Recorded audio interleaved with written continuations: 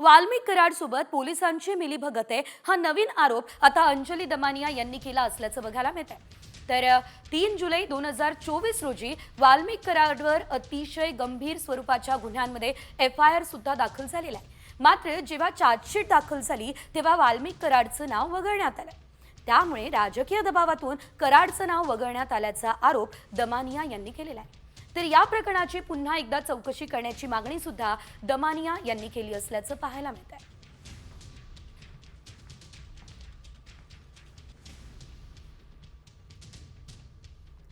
तर एकीकडे आपण बघतोय दमानियांचे आरोप, त्यामुळे कराड पुन्हा एकदा अडचणीत सापडू शकतो। तर सरपंच संतोष देशमुख यांच्या हत्येच्या निषेधार्थ आज पंढरपूर तहसील कार्यालयावर मोर्चा सुद्धा काढला जाणार असल्याचं कळत आहे।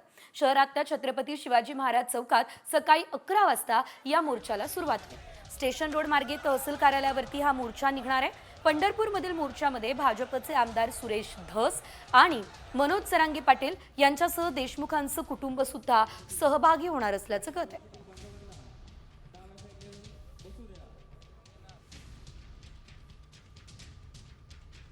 तर सरपंच संतोष देशमुख हत्या प्रकरणासंदर्भातल्या आणखी काही मोठ्या आणि महत्त्वाच्या अपडेट्स आहेत ज्या जाणून घेऊयात वेगवान स्वरूपात। वाल्मिक कराडचा पाय आणखी खोलात जाईल हा पुरावा समोर आला। संतोष देशमुख यांच्या हत्येचा संबंध आवादा कंपनीकडून मागवण्यात आलेल्या खंडणीशी जोडला जातोय। 29 नोव्हेंबरला विष्णू साठे आणि वाल्मिक कराड यांच्याकडून आवादा कंपनीकडून खंडणी मागण्यात आली। त्या दिवशी वाल्मिक कराड आणि विष्णू साठे यांची भेट झाल्याचं CCTVही समोर आलं।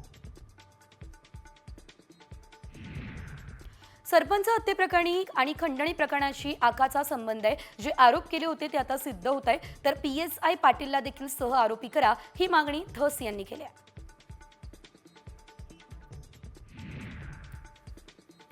खून करणारे आणि खंडणीचे आरोपी एकच आहे असा आरोप मनोज जरांगेंनी केला। गँग्स ऑफ परळीचा व्हिडिओ समोर आला आणि त्यानंतर जरांगेंची ही प्रतिक्रिया समोर आली।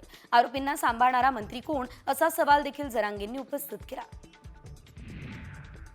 बीडमधील पोलीस प्रशासन माफिया सगळे एकच आहेत, गृह विभाग सत्ताधारी आमदारांना माहिती पुरवतोय ही टीका पटोलेंनी सरकारवर केली।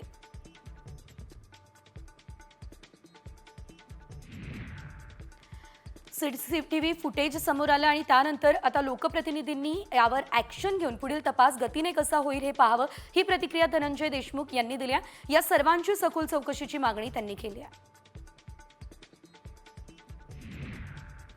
वाल्मिक कराडसोबत कधीही फोनवर बोललो नाही, या प्रकरणाशी माझा काहीच संबंध नाही हे स्पष्टीकरण भाजपचे माजी नगरसेवक दत्ता खाडेंनी दिलं।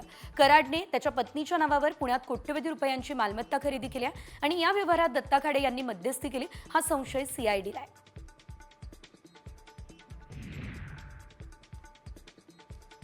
बीड जिल्ह्यातल्या 13 सरपंचांचं आणि 418 सदस्यांचं पद हे रद्द करण्यात आले। जिल्हाधिकाऱ्यांनी ही कारवाई केली। ग्रामपंचायत निवडणुकीमध्ये राखीव जागांवर निवडून आल्यावर जातवैधता प्रमाणपत्र देणं हे बंधनकारक असतं। मात्र या सर्वांनी मुदतीच्या आत जातवैधता प्रमाणपत्र दिलंच नाही, त्यामुळे सदस्यपद आता रद्द करण्यात आलंय। सोमनाथ सूर्यवंशी आणि सरपंच देशमुखांना न्याय मिळण्यासाठी परभणी ते मुंबई लॉंग मार्च निघाला। हा लॉंग मार्च जालना जिल्ह्यातील मंठा शहरात दाखल झाला। पुढील 4 दिवस जालना जिल्ह्यातून प्रवास होणार आहे। दरम्यान आज जालन्यातील वाटूर फाटा या ठिकाणी लॉंग मार्च मुक्कामी असेल।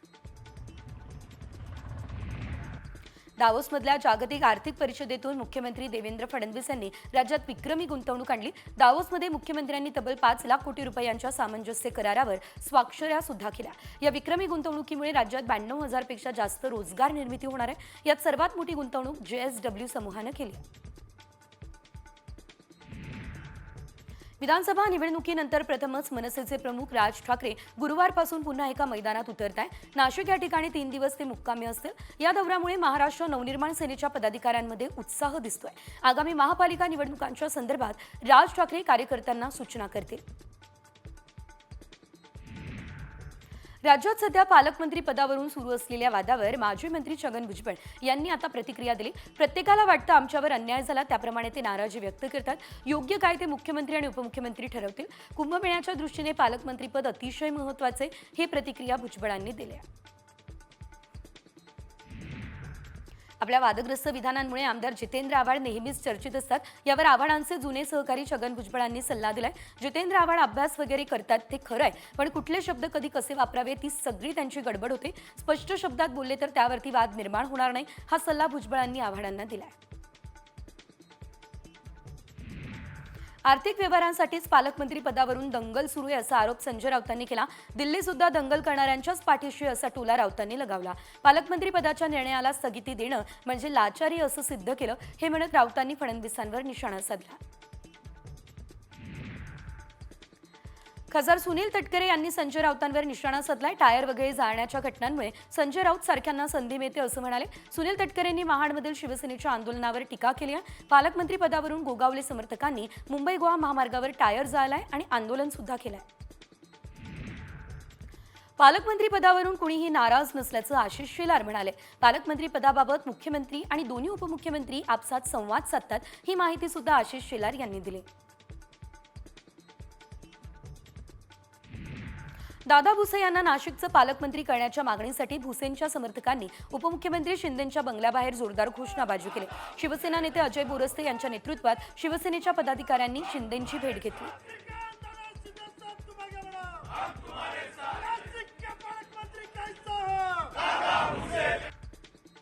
कुणाला कोणता जिल्हा मिळाला हे न बघता सामूहिक काम करण्याचा सल्ला बावनकुळेंनी संभाजीनगरात दिलाय. 2026ला कुंभमेळ्याच्या पार्श्वभूमीवर नाशिक जिल्ह्यामध्ये गिरीश महाजन पालकमंत्री व्हावे अशी आमची मागणी होती. एकनाथ शिंदे आणि अजित पवार मुख्यमंत्र्यांचं म्हणणं ऐकतील, हा विश्वास बावनकुळेंनी व्यक्त केला. पालकमंत्री पदावरून रंगलेल्या नाराजी नाट्यावर राधाकृष्ण विखे पाटलांनी प्रतिक्रिया दिली. यात नाराज असण्याचं कारण नाही. प्रत्येक नेत्याला वाटतं की हा जिल्हा मला मिळावा, मात्र यावर तिन्ही नेते मिळून एकत्रित मार्ग काढतील असं विखे पाटील म्हणाले.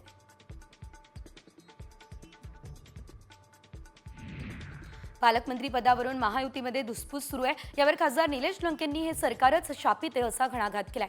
तर महायुतीमधील एका बड्या मंत्र्याने पत्रकारासोबत खासगीमध्ये बोलताना हे वक्तव्य केलं असा दावा लंकेंनी केला. ईव्हीएमच्या जोरावर निवडून आलेलं सरकार टिकत नसतं, हा टोला देखील लंकेंनी लगावला. पालकमंत्री पदावरून शिवसेनेपाठोपाठ आता राष्ट्रवादीमध्ये नाराजी असल्याचं समोर आलं. तर सर्व जिल्हे न मिळाल्यानं राष्ट्रवादीच्या मंत्र्यांमध्ये नाराजी असल्याची माहिती सूत्रांनी दिली. अजित पवारांनी स्वतःपुरतं आणि सुनील तटकरे यांनी स्वतःच्या लेकीपुरतं पाहिलंय, ही भावना राष्ट्रवादीच्या मंत्र्यांमध्ये असल्याचं बोललं जात आहे. मंत्री पंकजा मुंडेंनी उपमुख्यमंत्री अजित पवारांची भेट घेतली आहे. बीड जिल्ह्याचं पालकत्व उपमुख्यमंत्री अजित पवार यांच्याकडे देण्यात आलं आणि त्यानंतरची ही पहिलीच भेट आहे. तर बीड जिल्ह्याचं पालकमंत्री पद मिळाल्यानं पंकजा मुंडेंकडून अजित पवारांचं अभिनंदन करण्यात आलं आणि त्यासाठीच ही भेट होती असं पंकजा मुंडे म्हणाल्या.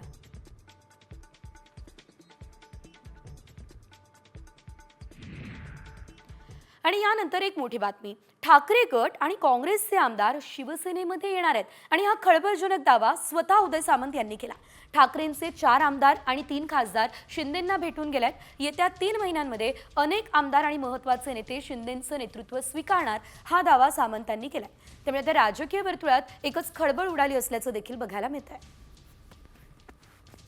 माननीय राज्याचे माजी मुख्यमंत्री शिवसेनेचे मुख्य नेते आदरणीय एकनाथ शिंदे साहेबांच्या नेतृत्वावर विश्वास ठेवत युबीटीच्या 4 आमदारांनी, काँग्रेसच्या 5 आमदारांनी आणि युबीटीच्या 3 खासदारांनी मागच्या 15 दिवसामध्ये माननीय एकनाथ शिंदे साहेबांची भेट घेतलेली आहे. याचा रेकॉर्ड देखील आहे. जवळजवळ 10 माजी आमदार युबीटीचे हे माननीय एकनाथ शिंदे साहेबांच्या संपर्कात आहेत. अनेक जिल्हाप्रमुख संपर्कात आहेत. काँग्रेसचे देखील अनेक जिल्हाध्यक्ष, अनेक माजी खासदार, माजी आमदार संपर्कात आहेत.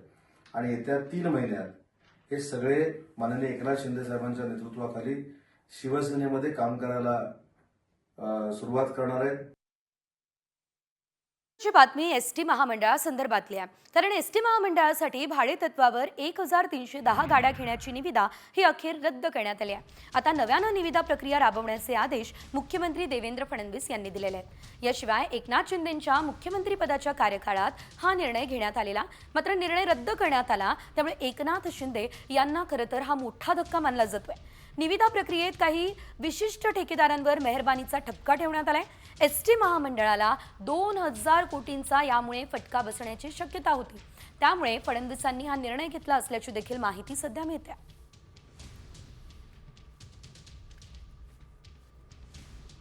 त्यामुळे आता शिंदेंची भूमिका बघणं महत्त्वाचं असेल. मात्र यासोबतच राज्यभरातल्या इतर काही मोठ्या आणि महत्त्वाच्या अपडेट्स पुढे टॉप 50 मध्ये.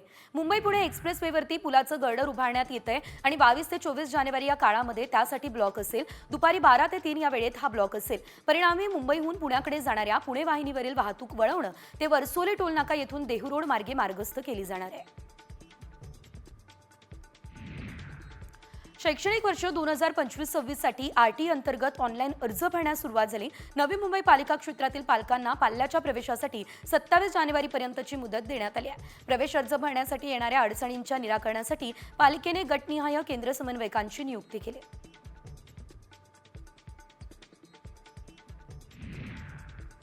कोस्टल रोडलगत होणाऱ्या पार्किंगमध्ये बेस्टच्या बसला पार्किंग दिलं जाणार आहे. L&T या कंपनीकडून या संदर्भात नवीन आराखडा सादर करण्यात आल्याची माहिती सुद्धा सूत्रांनी दिलेली आहे. कोस्टल रोडलगत लवकरच 4 मजली पार्किंगची सुविधा निर्माण केली जाईल. मार्च 2025 पर्यंत हे काम सुरू होईल. फेब्रुवारी महिन्यामध्ये 2264 म्हाडाच्या घरांची लॉटरी काढली जाईल. यापूर्वी 31 जानेवारीला ही लॉटरी लागणार होती. मात्र आता ही सोडत फेब्रुवारी महिन्यामध्ये जाहीर होणार आहे. देशातील पहिली इलेक्ट्रिक वॉटर टॅक्सी आता मुंबईमध्ये धावण्यासाठी सज्ज आहे. गेटवे ऑफ इंडिया ते JNPT बंदरादरम्यान ही टॅक्सी चालवण्यात येईल. मुंबईमध्ये वाहतूक कोंडीवर उपाय म्हणून जलमार्ग वाहतुकीला चालना देण्यासाठी इलेक्ट्रिक वॉटर टॅक्सीची संकल्पना समोर येते. कल्याण पूर्वच्या वाळधुनी परिसरामध्ये 50 वर्षांपासून रेल्वेच्या जागेवर असलेल्या शाळेला रेल्वेने नोटीस पाठवली. 28 जानेवारीपर्यंत शाळा रिकामी करण्याचा आदेश रेल्वेने दिला. 10वीची परीक्षा तोंडावर असताना रेल्वेच्या या निर्णयाला विरोध सुद्धा केला जातोय. तर रेल्वेकडून मुदत मिळण्याची मागणी शाळेने केली आहे. नाशिकच्या देवळाली तोफखाना शाळेमध्ये तोफ 2025 या वार्षिक सरावाचं आयोजन झालंय. यात तोफखान्याच्या विविध प्रकारच्या शस्त्रांचं आणि अग्निशक्तीचे प्रभावी प्रात्यक्षिक देखील सादर झाले. या कार्यक्रमाचं नेतृत्व भारतीय लष्कराचे महत्त्वाचे अधिकारी जनरल नवनीत सिंग सरना यांनी केलं.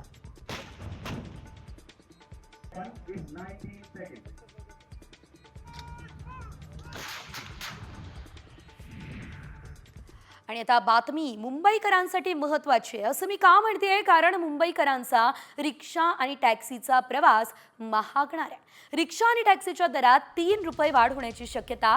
परिवहन खात्याच्या 3 रुपये भाडेवाढीचा प्रस्ताव आहे. ठाण्यातल्या AC बसचे तिकीट दर कमी होण्याची देखील शक्यता आहे. सध्या CNGचे दर वाढलेले आपण पाहतोय आणि त्यामुळे भाडेवाढीची मागणी होती. भाडेवाढीला मान्यता मिळाल्यास रिक्षाचं कमीत कमी भाडं 26 रुपये होणार आहे. सध्या हे 21 रुपये, तर भाडेवाढीला मान्यता मिळाल्यास टॅक्सीचं कमीत कमी भाडं 31 रुपये इतकं करण्यात येणार आहे. याशिवाय अतिरिक्त मुख्य सचिव या आठवड्यामध्ये या प्रस्तावावरती निर्णय घेण्याची देखील शक्यता नाकारता येत नाही. त्यामुळे लवकरच आता 2025 या वर्षात मुंबईकरांचा प्रवास सुद्धा महागणार असल्याचं आपल्याला बघायला मिळत आहे.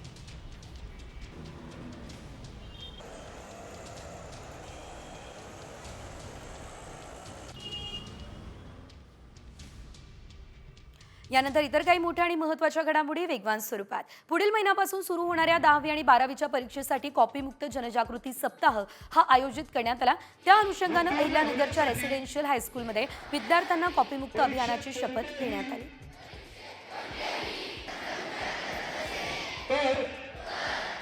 त्यास गैरमार्गापासून परावृत्त करेल.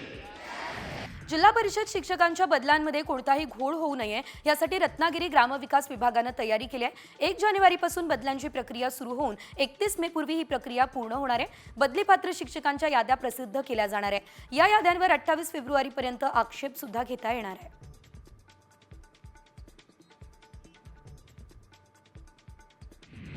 मुंबईमध्ये गेल्या आठवड्यात तापमानाचा पारा 35 अंशांवर पोहोचला होता. किमान तापमानाचा पारा देखील चढाच होता. सोमवारच्या तुलनेत मंगळवारी तापमान काही अंशी कमी नोंदवलं गेलं. पुढील 2 ते 3 दिवस मुंबईमधील तापमानात घट राहण्याचा अंदाज हवामान विभागाचा आहे. उत्तरेकडून येणाऱ्या वाऱ्यांमुळे तापमानामध्ये सातत्यानं घट होते आहे.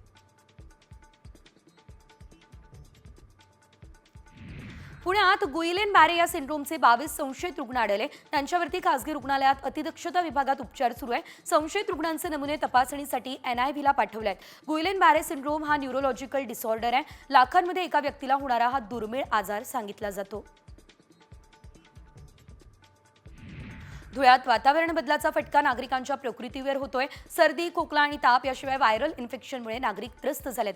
शासकीय रुग्णालयामध्ये नागरिकांची उपचारासाठी मोठ्या प्रमाणात गर्दी होते.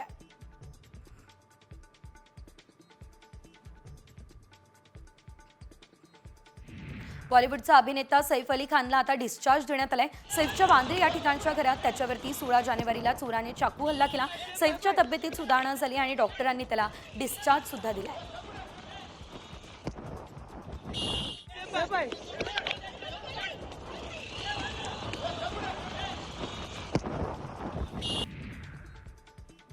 अभिनेता सैफ अली खान याला आता डिस्चार्ज देण्यात आलेला आहे. त्यानंतर वांद्रेतील फॉर्च्यून हाईट्स या इमारतीमध्ये तो राहायला जाणार अशी चर्चा आहे. मात्र सैफ अली खान पुन्हा ज्या ठिकाणी हल्ला झालाय त्याच ठिकाणी राहायला आलेला आहे.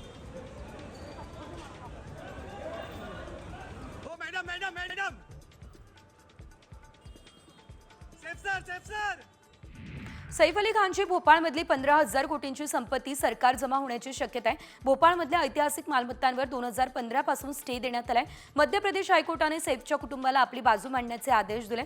मात्र पतौडी कुटुंबाने कोणताही दावा सादर केलेला नाही. त्यामुळे ही संपत्ती सरकार जमा होण्याची शक्यता आहे.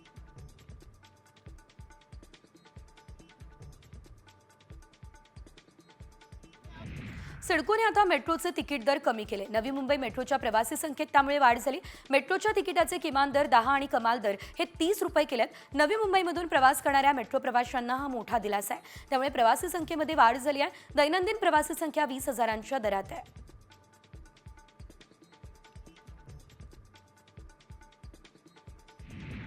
नवी मुंबई पालिकेच्या परिवहन उपक्रमाने अटल सेतू या 2 बस सेवा प्रवाशांसाठी सुरू केल्या. या बसचे भाडेदर घटवल्यानंतर प्रवाशांचा प्रतिसाद वाढला. काही प्रवासी कामानिमित्त तर काही प्रवासी अटल सेतू पाहण्यासाठी या बसने प्रवास करताय. सुट्टीच्या दिवशी तर या बसला प्रवासी वर्गाकडून अधिकची पसंती मिळताना दिसते. मध्य रेल्वेने चालू आर्थिक वर्षात डिसेंबर 2024 पर्यंत प्रवासी वाहतूक आणि महसुलामध्ये लक्षणीय वाढ झाली. रेल्वेने प्रवासी उत्पन्नातून डिसेंबर 2024 पर्यंत 5,570 कोटी रुपये कमावले. रेल्वे प्रशासन प्रवाशांना सुरक्षित आणि कार्यक्षम प्रवासी देण्याची सेवा देणारे आणि त्यासाठी वचनबद्धतेवरती ठाम असल्याचंही रेल्वेचं म्हणणं आहे. राज्यात बुलेट ट्रेन प्रकल्पाच्या उभारणीमध्ये मोठी प्रगती झाली आहे. NHSRCL विभागात पालघरमधील डहाणूमध्ये पहिला 40 मीटर लांबीचा पूल PSC बॉक्स गर्डर उभारला. 970 मेट्रिक टन वजनाचा हा गर्डर भारतातील बांधकाम क्षेत्रातील सर्वात वजनदार गर्डर मानला जातोय. मागे गणेशोत्सवासाठी प्लास्टर ऑफ पॅरिसच्या मूर्तींना पूर्णतः बंदी आहे. तरी जागोजागी अद्यापही POPच्या मूर्तींसाठी ऑगस्ट महिन्यामध्ये उभारलेले मंडप तसेच आहे. POPच्या मूर्तींची बंदी ही केवळ कागदावरच उरली आहे, हा आरोप मातीच्या मूर्ती घडवणाऱ्या मूर्तिकारांनी केला आहे.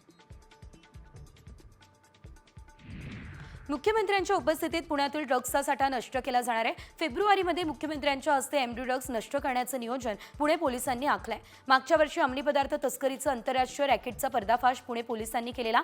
या जप्त ड्रग्स साठ्याची मुख्यमंत्र्यांच्या हस्ते होळी केली जाणार आहे.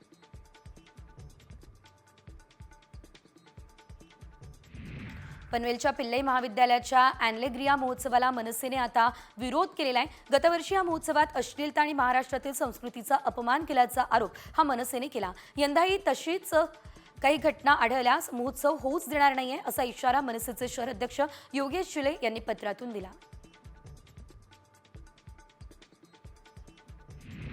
संभाजीनगर जिल्ह्यातील जायकवाडी पक्षी अभयारण्यामध्ये 250 पेक्षा अधिक प्रजाती पक्षी आहे. मंगोलिया, रशिया, रफ हे पक्षी आढळून आले. यावर्षी पक्ष्यांची संख्या कमी आहे असं हे पक्ष्यांच्या निरीक्षणातून समोर आलंय.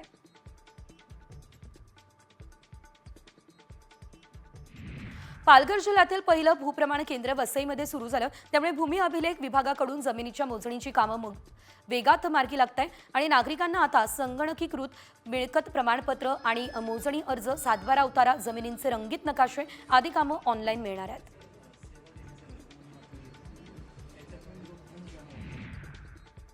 स्वामी विवेकानंदांचा 162वा जयंती उत्सव बुलढाण्यातील हिवरा आश्रम या ठिकाणी महापंक्तीने पार पडलाय. यावेळी जवळपास 3 लाख भाविकांनी महाप्रसादाचा लाभ घेतलाय. परमपूज्य शुकदास महाराजांनी आता गेल्या 55 वर्षांपासून सुरू केलेली ही परंपरा आहे, जी आजही सुरू आहे. या महापंक्तीला महाप्रसादामध्ये 200 क्विंटल गव्हाची पुरी आणि 140 क्विंटल वांग्याची भाजी प्रसाद म्हणून वितरित करण्यात आली आहे.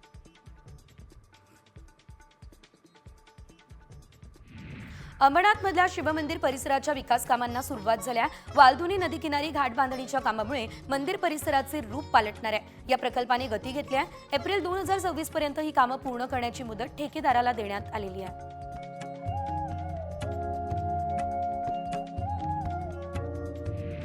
दख्खनचा राजा श्री ज्योतिबाच्या मूर्तीवर आजपासून रासायनिक संवर्धन प्रक्रिया सुरू झाली आहे. त्यामुळे आजपासून शुक्रवारपर्यंत ज्योतिबा देवाच्या मूळ मूर्तीचं दर्शन भाविकांना बंद असेल.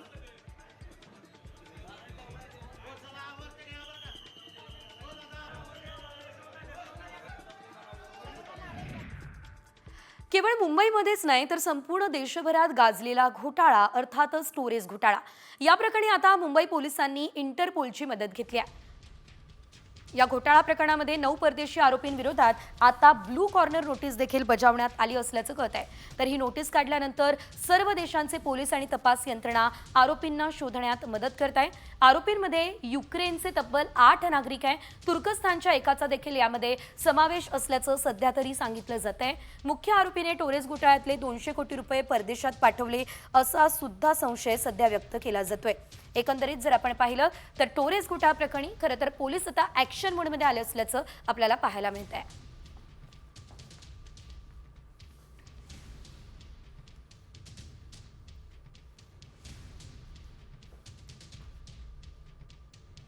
सध्या प्रयागराजमध्ये महाकुंभ सुरू आहे. तब्बल 144 वर्षांनंतर हा कुंभमेळा होतोय. या संदर्भातल्या काही महत्त्वाच्या अपडेट्स. उद्योगपती गौतम अदानी यांनी आता महाकुंभ मेळ्याला भेट दिली आहे. त्यांनी प्रयागराज या ठिकाणी संगम घाटावर पूजा सुद्धा केली आहे. इस्कॉन मंदिरामध्ये त्यांनी दर्शन घेतलं. गौतम अदानी यांनी भाविकांना अन्नदानही केलं.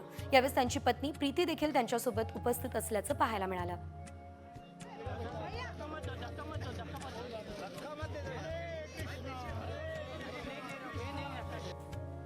पंतप्रधान नरेंद्र मोदी महाकुंभ मेळ्यामध्ये सहभागी होणार आहे. 5 फेब्रुवारीला मोदींचा प्रयागराज दौरा आहे. त्यावेळेस ते महाकुंभ मेळ्यामध्ये सहभागी होतील. केंद्रीय गृहमंत्री अमित शहा हे देखील 27 जानेवारीला प्रयागराजला जाणार आहे. पंतप्रधान मोदी आणि अमित शहा त्रिवेणी संगमावर स्नान करणार असल्याची ही माहिती आहे.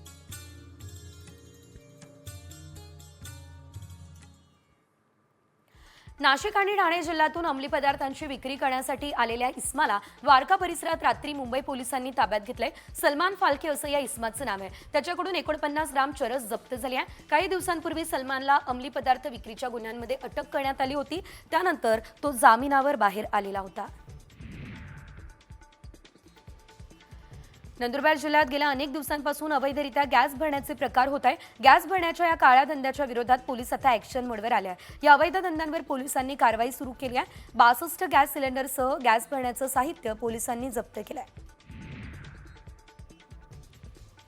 वाशिमच्या कारंजा तालुक्यात पिकअप वाहन, प्रवासी ऑटो आणि अन्य एक ऑटो अशा 3 वाहनांचा भीषण अपघात झाला. या अपघातात एका महिलेसह 2 जण ठार झाले तर 8 जण जखमी झाले. यातील 3घांची प्रकृती चिंताजनक आहे आणि हा अपघात एवढा भीषण होता की यामध्ये या गाड्यांचा अक्षरशः चुराडा झालाय.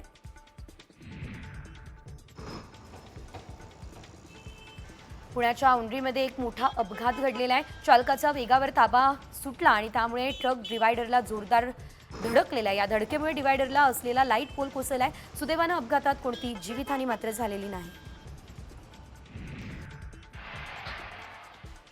दरोड्याचा प्रयत्न चोरट्यांचाच अंगलट आलेला आहे. भर दिवसात सराफा दुकानावरती दरोड्याचा प्रयत्न फसलाय आणि ग्रामस्थांनी दोघांना चोप दिलेला आहे. पोलिसांच्या ताब्यात दिलाय. कोपरगाव तालुक्यातील पोहेगाव या ठिकाणची ही घटना आहे. दुचाकीवरून येत धारदार हत्यारं घेऊन दहशत माजवण्याचा चोरट्यांचा प्रयत्न फसलाय.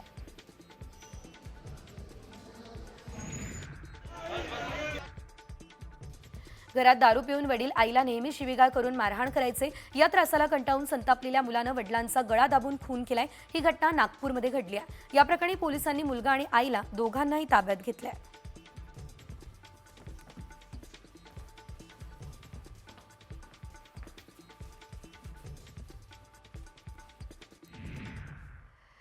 आणि आता पुढची बातमी थेट अमेरिकेतून आहे. कारण 18,000 भारतीय अमेरिकेतून पुन्हा भारतात पाठवले जाणार आहे. राष्ट्राध्यक्ष बनताच डोनाल्ड ट्रम्प यांनी बेकायदा स्थलांतरावरती कारवाईला सुरुवात केली असल्याचं देखील पाहायला मिळतंय.